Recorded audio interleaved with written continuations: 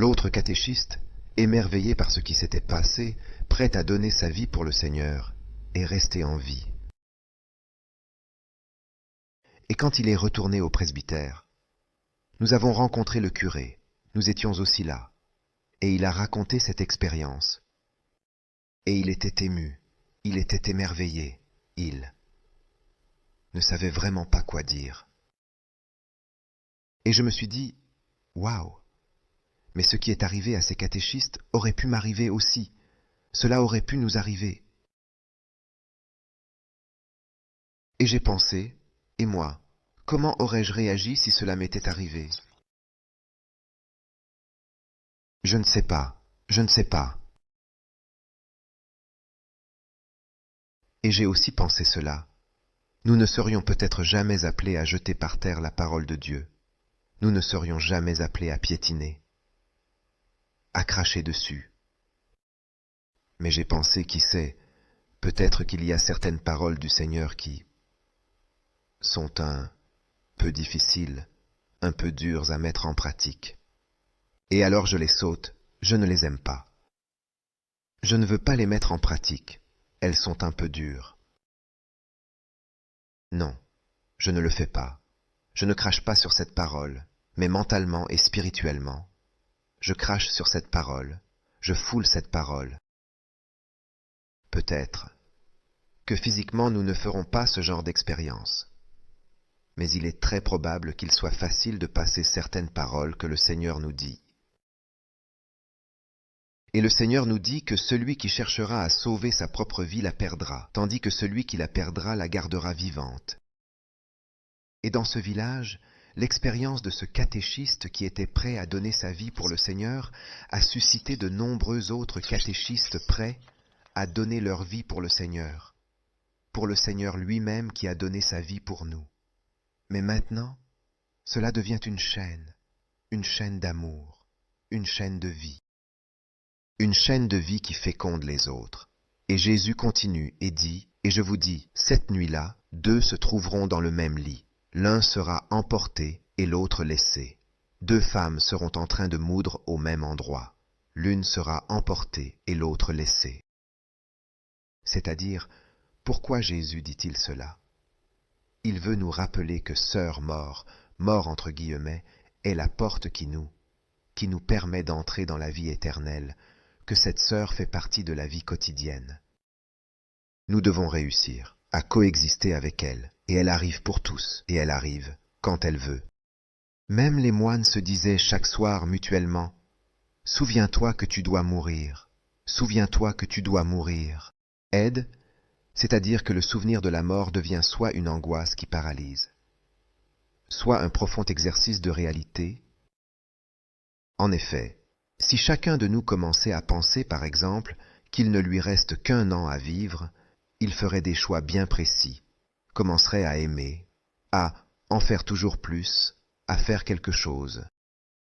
Et en même temps, s'il devait penser qu'il ne reste que 6 mois, avant la fin de sa vie, il ferait certainement de nombreuses œuvres essentielles, de nombreux choix essentiels. Il ne perdrait pas de temps dans une chose ou une autre, et ainsi de suite, jusqu'à penser qu'à la fin, nous savons que nous n'avons que notre aujourd'hui, car personne ne nous dit si nous serons encore vivants. Demain, et si je vis pleinement mon aujourd'hui, mon maintenant, je ne peux pas attendre ce qui est bien à faire, je le ferai demain. Non, je le fais maintenant. Pourquoi? Parce que je ne sais pas si je serai là demain ou non. À quel point il fait bon vivre notre aujourd'hui. Dieu est l'éternel présent, et c'est dans l'éternel présent et dans le présent que je vis, dans le Seigneur, et je n'ai peur de rien. La mémoire saine de la mort rend chaque instant de la vie irrécupérable, et alors chaque baiser serait donné comme un baiser unique. Chaque étreinte serait donnée comme une étreinte unique. Chaque geste d'amour est mon dernier et unique geste d'amour. Je le fais avec intensité. Dans ce sens, je me souviens qu'une fois, Je suis allé dans une église pour célébrer la messe dans la sacristie. Pendant que je mettais les ornements pour la célébration, j'ai vu un petit papier accroché au mur qui disait « Prêtre de Jésus-Christ, si tu es sur le point de célébrer la messe, célèbre cette messe comme si c'était ta première messe, célèbre cette messe comme si c'était ta dernière messe, et célèbre cette messe comme si c'était ta seule messe. » Waouh! Je ne l'oublierai jamais. C'est-à-dire, chaque fois que je célèbre la messe, chaque fois que je célèbre la rencontre personnelle avec Jésus qui se rend présent dans la parole, qui se rend présent dans son corps, dans son sang, avec son âme, dans sa divinité, je la célèbre comme si c'était ma première messe, avec tout l'émerveillement et l'étonnement que j'avais ressenti. Je me souviens encore que lorsque j'ai célébré la messe et que j'ai dit les mots de la consécration, « Ceci est mon corps, ceci est mon sang », j'ai pensé que j'avais prêté ma bouche à Jésus, c'est-à-dire que je parle dans la même personne que le Christ, car ce corps n'est pas mon corps, c'est le corps du Christ. Et je me souviens encore que je me suis agenouillé. J'ai été ému devant cette présence du Seigneur, que, quelques jours auparavant, avant ma consécration en tant que prêtre, ces mots n'auraient eu aucune valeur. Eh bien, célèbre la messe comme si tu célébrais ta première messe, avec la même intensité. Célèbre ta messe comme si c'était la seule messe. Unique messe. Célèbre ta messe comme si c'était la dernière, c'est-à-dire avec tout moi-même. Non, ne la célèbre pas par habitude en pensant « Oh mon Dieu, je dois aussi faire ça ». Non. C'est une rencontre personnelle avec le Seigneur, avec le Dieu de la vie, et il est important de vivre avec la conscience qu'aujourd'hui je suis là, et demain je ne sais pas si je serai là. Alors si je vis de cette manière, je vis chaque rencontre en profondeur, et alors chaque péché des autres, chaque tort subi de la part des autres serait plus facilement pardonné, car devant la possibilité de la mort, combien aurait encore le courage de maintenir ainsi la force et le désir de ne pas pardonner? Qui le ferait? Ou, devant la vie éternelle, je me pose aussi des doutes sur le fait de pardonner à mon frère ou non. Évidemment, tout cela semble et peut sembler exagéré, mais il me semble important que tout cela nous aide à comprendre la vérité fondamentale. En effet, il faudrait pousser nos raisonnements et nos choix jusqu'à leurs conséquences extrêmes, et alors nous comprendrions la valeur de ce que le Seigneur nous dit aujourd'hui. Je vous dis, cette nuit-là, 2 seront dans un lit, l'un sera pris et l'autre laissé. 2 femmes moudront ensemble, l'une sera prise et l'autre laissée. 2 hommes seront dans les champs, l'un sera pris et l'autre laissé. Il y a Jésus. Par ces mots, il indique ce que nous faisons durant la journée. Et notre journée est composée de repos et de travail, qui représentent justement les 2 temps opposés qui englobent toute la vie de la personne. Comme la maison et le champ qui représentent le fait d'être souvent, à l'intérieur et à l'extérieur de nous-mêmes. Cela signifie partout. Ainsi, lit et moulin signifient toujours. Que vous soyez en train de vous reposer ou de travailler, le moment donc du passage au royaume de Dieu se produit. En tout lieu, en tout temps, à chaque instant de notre vie. Toute la vie humaine dans sa quotidienneté. Et le lieu est le temps de la décision pour le royaume de Dieu.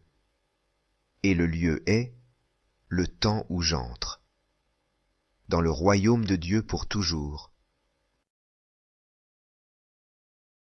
Et tout, toujours, moitié et moitié, 50 et 50, non seulement la possibilité d'être pris ou laissé, mais la possibilité qu'une maladie nous rende de meilleures ou de pires personnes. Qu'un geste d'amour nous rende moins égoïstes ou plus possessifs, qu'un don soit utilisé pour le bien ou pour le mal. Chaque chose de cette vie est toujours enfermée dans le 50 et 50. Et moi, à chaque moment de la vie, je peux me demander de quel côté suis-je? De quel côté choisis-je d'être? Dans le bien ou dans le mal? Dans l'amour altruiste ou dans l'amour ou dans l'égoïsme? Et alors, ils demandèrent à Jésus, où est le Seigneur?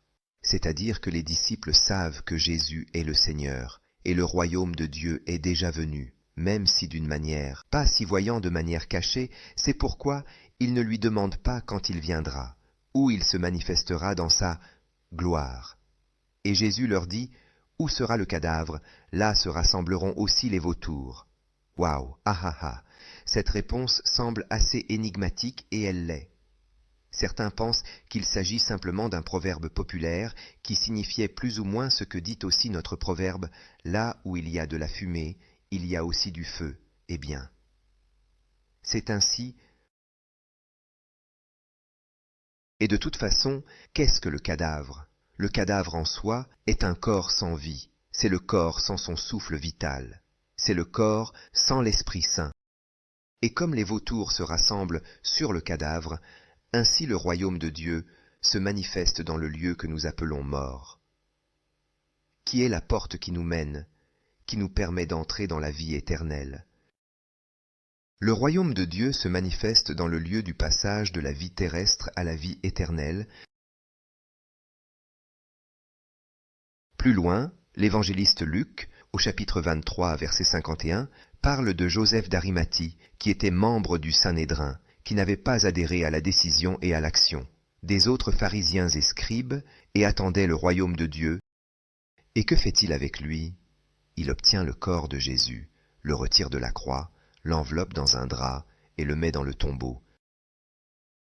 Là, dit Jésus, à ce moment de douleur maximale pour le détachement physique, le royaume de Dieu se manifeste pleinement pour celui qui sur terre s'est laissé conduire par l'Esprit Saint, par l'Esprit de Dieu, et par lui s'est laissé conduire. L'Esprit de l'amour, pour cette personne se manifeste le royaume de Dieu.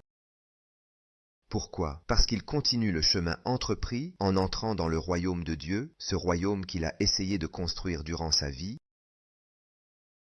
Où sera le cadavre? Là se rassembleront aussi les vautours.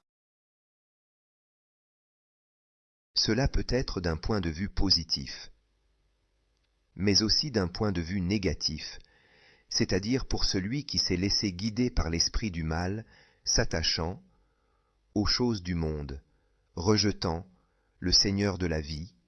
Il est là, devant, ce corps sans vie, et se manifeste le royaume des ténèbres.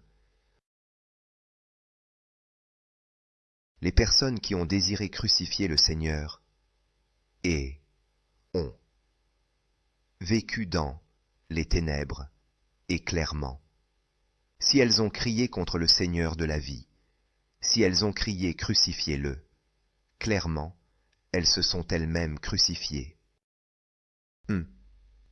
Où est le cadavre? Là se rassembleront aussi les vautours, et s'il y a eu ce choix de non-amour, en fait, de haine envers le Seigneur de la vie, ils continuent ainsi leur propre vie, ou mieux, ils continuent la mort qu'ils portaient en eux, pour toujours, à moins qu'il n'y ait une conversion ou un repentir. Aujourd'hui encore, avec toi, ensemble avec toi, je remercie le Seigneur pour cette sa parole, qui cherche à me préparer et à nous préparer au moment de la séparation, de notre vie terrestre pour entrer dans celle éternelle. Et la parole de Dieu nous aide à être libres de ce qui nous enchaîne, de ce qui ne nous laisse pas voler, afin de pouvoir être libres de voler avec lui dans le royaume de Dieu, dans le royaume de la paix, dans le royaume de l'amour. Mais ce royaume de paix et d'amour éternel se concrétisera dans la mesure où, ici sur terre aussi, nous vivons. Ce style de vie, demandons sa bénédiction, pour qu'elle nous permette de vivre pleinement, en profondeur, chaque moment que nous sommes appelés à vivre, dans le don de nous-mêmes, dans le don que nous avons, avec la conscience que notre vie ne dépend pas des circonstances extérieures, mais des choix que nous faisons pour les affronter, et que Dieu, un Père riche en bénédiction et en amour, fasse briller son visage sur toi et répande sur toi et sur ceux qui habitent dans ton cœur son esprit d'amour et de paix, te concède la paix et la santé de l'âme et du corps. Que Dieu te bénisse et te protège, tout-puissant dans l'amour, qui est Père, Fils et Saint-Esprit. Amen. Salut. Bonne vie, bonne journée.